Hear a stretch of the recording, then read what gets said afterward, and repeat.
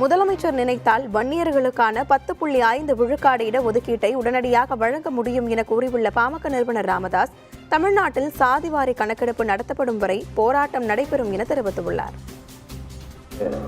சாதிவாரி கணக்கெடுப்பு 10.5க்காகவும் சாதிவாரி கணக்கெடுக்க வேண்டும் என்றும் முதலமைச்சர் அவர்களை கோட்டையிலே சென்று சந்தித்து 35 நிமிடம் பேராசிரியர் பாடம் எடுப்பது போல பாடம் எடுத்தோம். ஆனாலும் இதுவரை பயனேதும் ஏற்படவில்லை.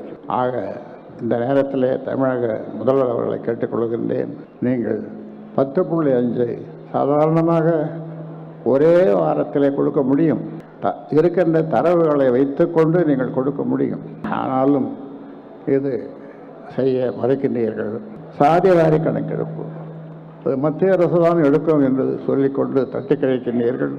நான் இந்த நேரத்தில் சொல்லுகின்றேன், உங்களாலே முடியும். பல மாநிலங்கள் அதை செய்திருக்கிறார்கள்.